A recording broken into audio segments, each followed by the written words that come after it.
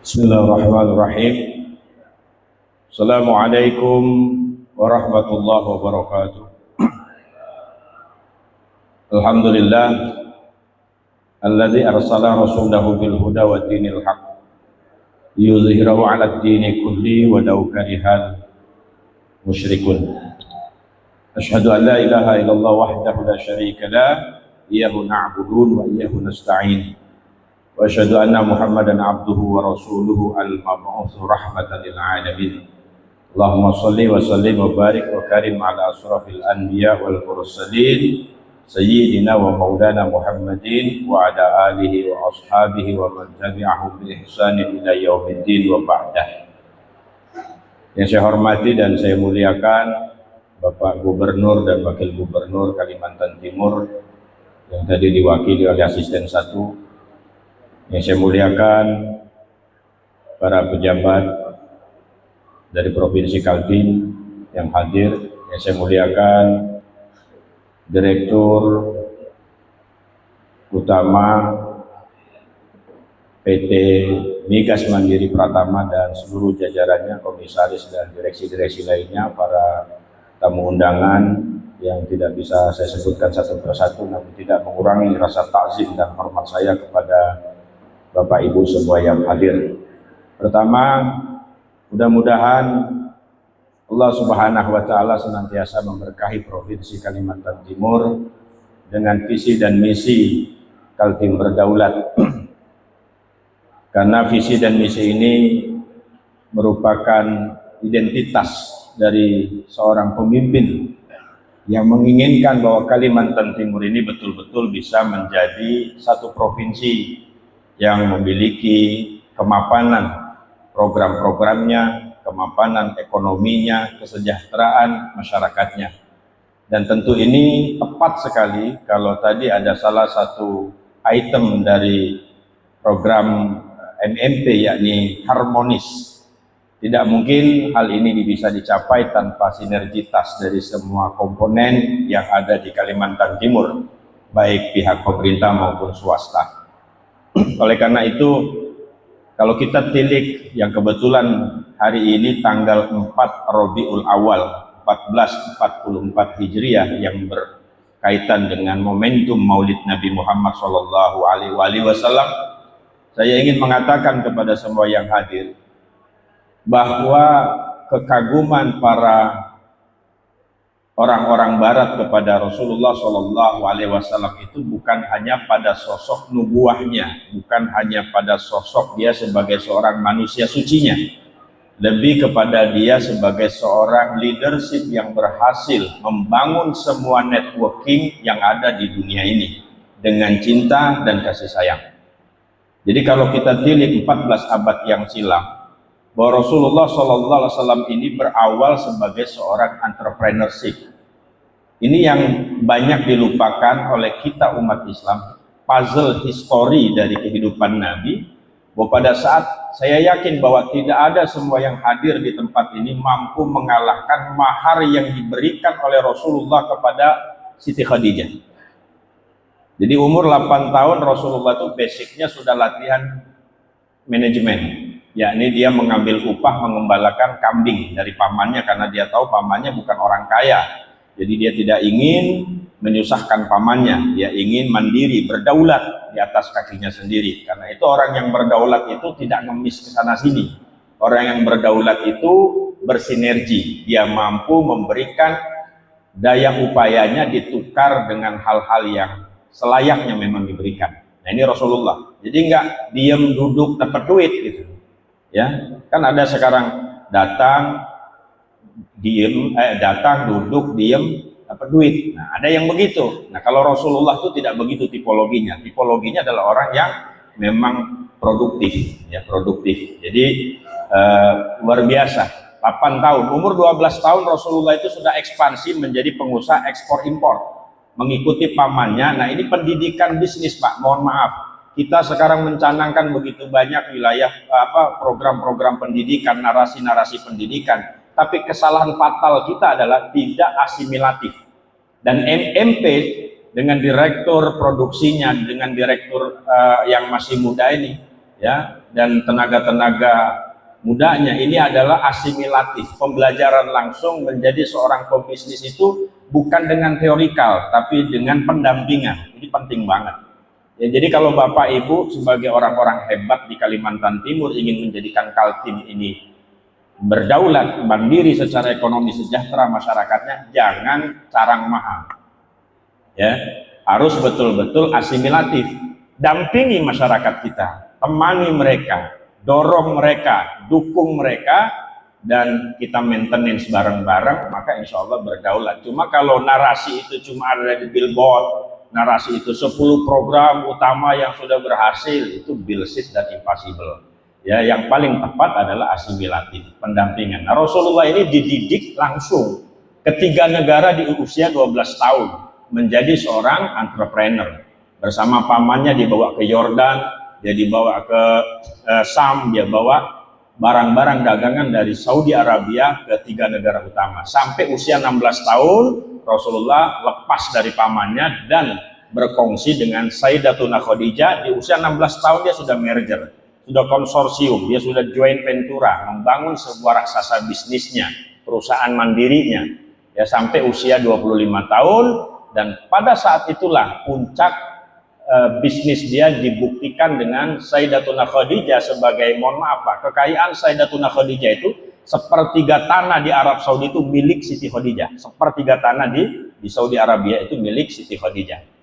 Nah, kita bayangkan Rasulullah sebagai seorang entrepreneur merger dengan seorang investor raksasa, lahirlah sebuah kekuatan ekonomi yang sangat luar. Ini belum cerita tentang Nabi dan Rasul, ini baru cerita tentang Muhammad secara personal, belum dapat nubuah, karena dapat nubuahnya umur 40 tahun. Nah, apa mahar yang diberikan oleh Rasulullah Shallallahu Alaihi Wasallam? Saya yakin bapak-bapak, ibu-ibu ataupun yang ada di ruangan ini belum bisa mencapai taraf mahar yang diberikan Rasulullah. 20 ekor onta ahmar. 1 ekor onta ahmar itu sampai sekarang ini, karena onta ahmar itu adalah kendaraan paling berkelas di zaman itu. Ya, Bapak carilah mobil termahal saat ini, maka itulah mahar yang diberikan oleh Rasulullah kepada Siti Khadijah. Kalau kita konversi dengan rata-rata nilai 2,5 miliar saja, 1 ekor onta ahmar, maka 20 ekor onta ahmar berarti kurang lebih ya 50 miliar sekian. Ditambah 1 kilogram emas, 980 gram emas murni yang diberikan Rasulullah sebagai mahar kepada Sayyidatuna Khadijah radhiyallahu anha. Ini pun artinya bahwa entitas Rasul sebagai seorang entrepreneurship itu sukses. Nah, jadi mohon jangan dikotomi kalau Ustadz tuh, saya ini kan sering Pak bergaul dengan banyak pengusaha, dengan banyak pejabat atau dengan orang, Ustadz nggak usah bicara bisnis lah, udah Ustadz bicara akhirat saja. Ustadz udah nggak usah bicara duit lah, Ustadz bicara doa saja. Ustadz udah nggak bicara apalah, 2,5% untuk Ustadz gitu. Wah, saya bilang ini dikiranya para agamawan ini nggak ngerti ekonomi, padahal uswah kita, contoh teladan kita itu memberikan satu pendidikan bahwa ekonomi yang mapan membuat dakwah itu bisa mapan. Ekonomi yang mapan membuat dakwah itu menjadi tenang.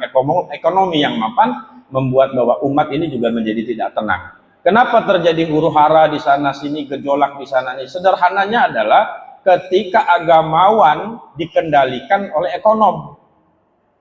Akhirnya apa? Suara agamawan, suara ustadz, suara kiai, suara para, mohon maaf, tokoh-tokoh agama bisa dibeli untuk diarahkan pada kepentingan-kepentingan tertentu.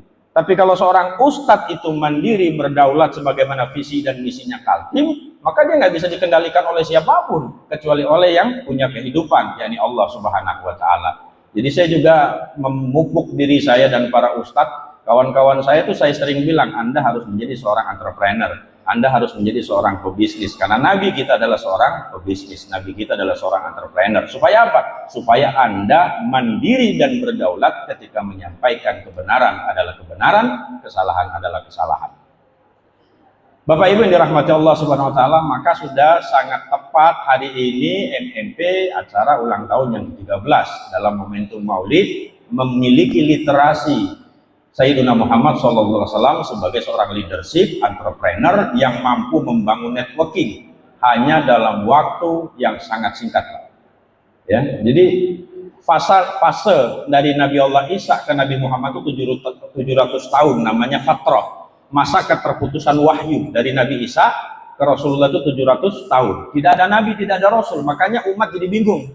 Datang Rasulullah SAW hanya dalam waktu 22 tahun setengah, nggak nyampe 23 tahun, mampu melakukan ekspansi peradaban yang sangat luar biasa. Ini kalau bukan orang cerdas, orang hebat, dan memiliki manajerial yang bagus, mustahil bisa tercapai. Dan kita berharap MMP dengan gerbong barunya ini, ya, mudah-mudahan mampu melakukan ekspansi yang besar untuk MMP menjadi supported bagi Kaltim berdaulat dengan manajemen yang handal, manajemen yang transparan, yang tadi disebut akuntabilitas, networking, leadership, dan lain sebagainya. Dan kita tidak perlu cari literasi buku-buku barat, tidak perlu cari apa lain sebagainya. Cukup kita belajar dari pribadi Sayyidina Muhammad Sallallahu Alaihi Wasallam, maka niscaya kita digaransi oleh Allah Subhanahu Wa Taala akan sukses, bukan hanya di dunia, terlebih kita akan sukses di akhirat. Selamat dan sukses buat PT Migas Mandiri Pratama yang ke-13, mudah-mudahan di usia yang 13 tahun ini, usia yang paling seksi. Kalau ABG ini ABG yang lagi matang-matangnya ini luar biasa. Mudah-mudahan geraknya juga gesit kayak ABG, ya menariknya dan menawannya juga kayak ABG, sehingga menjelang usia pernikahannya nanti yang pas sudah bisa mempersembahkan mahar sebanyak yang diberikan oleh Rasulullah SAW kepada Sayyidatuna Khadijatul Kubra. Mari bersama kita doakan yang pertama kepada Bapak Gubernur Kalimantan Timur, mudah-mudahan semua visi dan misinya bisa tereksekusi dengan baik sampai di akhir masa jabatan yang kurang lebih 1 tahun lagi. Dan mudah-mudahan beliau juga terus mampu menjalankan amanah ketiban Duren runtuh, yakni Kalimantan Timur terpilih menjadi ibu kota Nusantara, yang insya Allah dengan niat yang baik, niat yang tulus, IKN ini bisa membawa perubahan yang besar kepada Kalimantan Timur khususnya dan Indonesia pada umumnya, karena sejarah juga membuktikan bahwa Kalimantan Timur ini adalah ibu dari semua kerajaan yang ada di Nusantara. Jadi sudah sangat tepat kalau Kalimantan Timur dipilih menjadi IKN. Yang ketiga, mudah-mudahan semuanya lancar, sehat, afiat, ya keluarganya Pak Gubernur juga, baik istri, anak-anaknya semua dijaga oleh Allah Subhanahu Wa Taala, juga seluruh warga Kaltim. Kita doakan juga bil khusus Bapak Wakil Gubernur Bapak Haji Hadi Mulyadi yang saat ini sedang di istirahat di rumah sakit, ya mudahan sehat karena ya, tipes, ya tadi kemarin beliau cerita kena tipes, dan mudah-mudahan tapi udah seger. Tadi malam Om Cok nih datang ke sana melihat dan udah seger, ya, insya Allah mudah-mudahan dalam 1-2 hari ini sudah sehat, ya mudah-mudahan juga dijaga semua keluarganya dan seluruh apa yang menjadi cita-cita yang dikabulkan Allah Subhanahu Wa Taala. Wabil khusus kita doakan bersama PT MMP, mudah-mudahan manajemen yang baru ini semakin baik, semakin berprogres menjadi perusahaan yang mercusuar, bil khusus untuk Kalimantan Timur. Syukur bisa menerangi seluruh Indonesia, menjadi role model bagi perusda-perusda yang lain, sehingga bisa saling sinergi membangun Kaltim berdaulat dan dijaga oleh Allah Subhanahu Wa Taala. Ini yang paling penting, Pak. Kadang-kadang kalau kita yang menjaga ini nggak sekuat penjagaan Allah Subhanahu Wa Taala, ada aja lolos-lolosnya. Karena saya kemarin baru baca buku Candanya Orang-orang Madura, ya, jadi ketika orang Madura ini naik motor nggak pakai helm, ditangkap polisi, ditanya sama polisi, kamu tahu apa salahmu? Tahu Pak katanya. Apa katanya? Saya tidak lihat Bapak kan.